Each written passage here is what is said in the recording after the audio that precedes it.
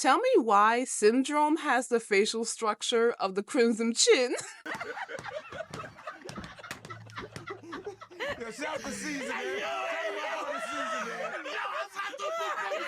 Kronk looking chin head ass. Hey yo, buddy, Vegeta's hairline's calling.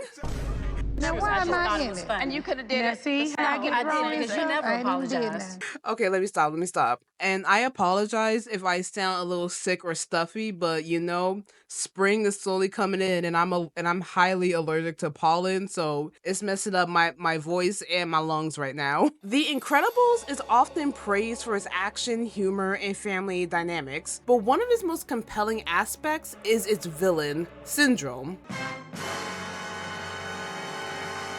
More than just a typical antagonist, Syndrome, originally known as Buddy Pine, represents the dangers of unchecked obsession, parasocial relationships, and a narrow definition of success. His downfall is not just a result of his villainous actions, but rather his inability to move beyond his fixation on Mr. Incredible. Syndrome serves as a cautionary tale about idolization turning into resentment, and how a failure to adapt can lead to self-destruction. Let's be so for real, Syndrome's entire arc is a textbook case of parasocial relationship gone wrong. After all, I am your biggest fan. He saw Mr. Incredible as more than just a hero. He saw him as someone who should have acknowledged and validated his existence. And when that didn't happen, he took it as a deep personal betrayal rather than just a reality check. What makes it even more tragic is that Mr. Incredible wasn't necessarily wrong to push Buddy away. He was a kid interfering in a dangerous situation, and real heroes or professionals in any field can't just accept a random civilian sidekick. I'm looking at you, Batman. But because Buddy had already projected himself so deeply into Mr. Incredible's world, he couldn't separate personal rejection from logical consequence. Instead of learning the lesson that he needed to find his path, he fixated on making sure superheroes would never be able to reject him again by making them irrelevant. It is so relevant to modern fandom cultures too. Some fans feel such a strong one-sided connection to celebrities, influencers, or even fictional characters that they expect some kind of reciprocation. When they don't get it, they take it personally, sometimes even turning to hatred or revenge. You know, the usual: cancel culture, hate mobs, extreme backlash, etc, etc. Buddy wasn't content just walking away. He had to punish Mr. Incredible and everything he stood for. Ironically, in trying to prove that superheroes were meaningless, Syndrome proved how much they still mattered. His entire scheme still revolved around them. He needed them to test his Omnidroid. He needed to become one, and in the end, he was still obsessed with them, just in a different way. He actually never let go of his idolization. He just twisted it into resentment. It makes your girl Toons wonder, if Buddy had met another hero who took him under his wing, do you think he could have been guided in a better direction? No.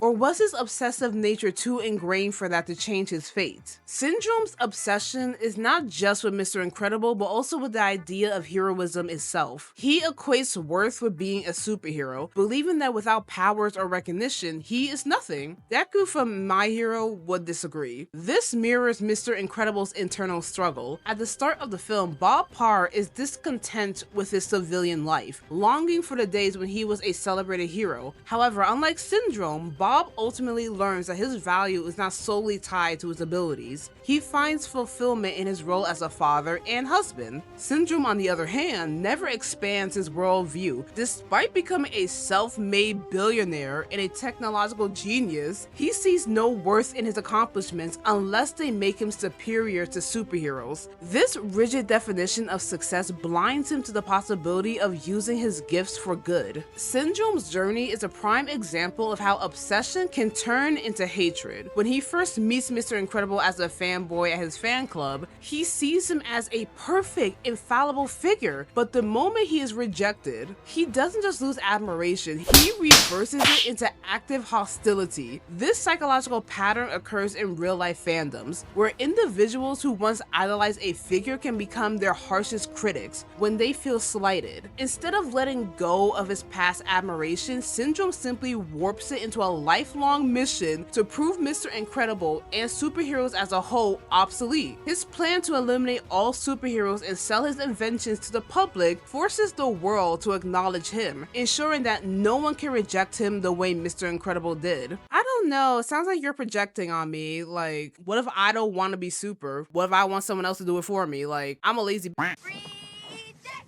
Rejected! Yeah, you just got rejected! R-E-J-E-C-T-E-D rejected! R-E-J-E-C-T-E-D rejected! Syndrome's obsession with eliminating superheroes go beyond a personal vendetta. It manifests as systematic genocide? Yes, the big G word. And I can't help but notice a lot of people sympathizing with Syndrome. And listen, as your girl tunes, I understand why, but at the end of the day, he still went out of his way to murder a dozen or more superheroes to prove a point and soothe his childhood rejection from his idol. Why you so obsessed with me?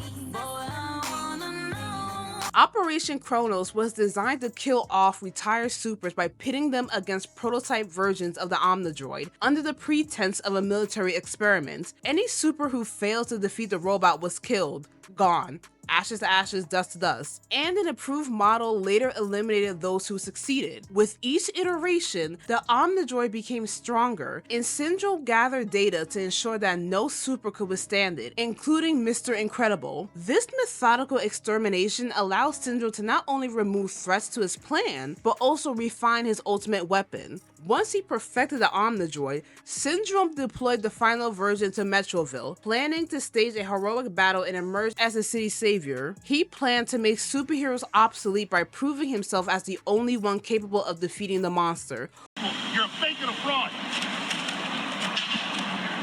Only to commercialize his technology later so everyone could be super, thereby rendering true heroism meaningless. However, his creation turned against him, leading to his demise, much like Greek titan Kronos, who devoured his children to prevent them from overthrowing him, only to be outdone by his youngest son Zeus. There is a key difference between being inspired by someone and idolizing them lies in the level of emotional attachment and expectation placed on that person. Inspiration is about admiration and self-improvement, while idolatry creates an unhealthy dependency on someone who may not even know you exist. Like, honey boo boo, I don't know you. When you idolize someone, you elevate them to an unrealistic status, making them a central figure in your life. You track their every movement, you constantly post about them, and build an image of them that may not align with reality. This can be harmful because it leads to disappointment if you ever meet them. No one can live to such high expectations. Idolization also causes people to overlook flaws or justify problematic behavior, making it difficult to see the person objectively. On the other hand, being inspired by someone is healthy. It means recognizing and appreciating their achievements, learning from their journey and applying those lessons to your life. Instead of obsessing over them, you take motivation from their success to grow as a person. Inspiration encourages self-improvement, while idolization fosters dependence and unrealistic expectations. Similarly, Green Slaver in Incredibles 2 presents another angle of idolization gone wrong. Evelyn's parents put blind faith in superheroes, ultimately leading to their deaths because they depended on heroes instead of taking action themselves.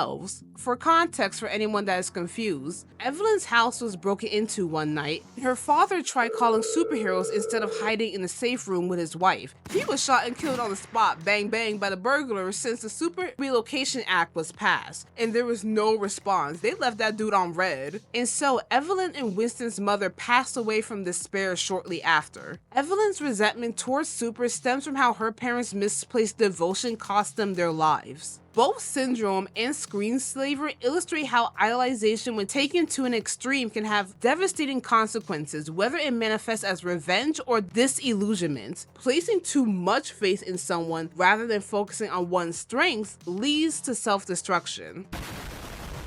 Not to be a broken record, but Syndrome is a mass murderer psychopath. Did we all collectively forget he sent a missile to a plane without having prior knowledge they were supers? So he was ready and willing to kill people off rip, whether they were super or just regular ass humans. This shows his complete lack of regard for human life. Worse, he forces Mr. Incredible to listen, making him experience the horror of thinking his family has died. This isn't just revenge, it's psychological torture. If that wasn't enough, when his plan failed with the robot, he decides to be spiteful and petty as hell. He pulls up to their crib and kidnaps Jack, not the baby. The baby was just minding his own business. He then kidnaps their baby in front of them and intends to indoctrinate him as the future terrorist while mentally abusing his family. This is extreme level of cruelty, demonstrating how far Syndrome is willing to go to get his get back at Bob.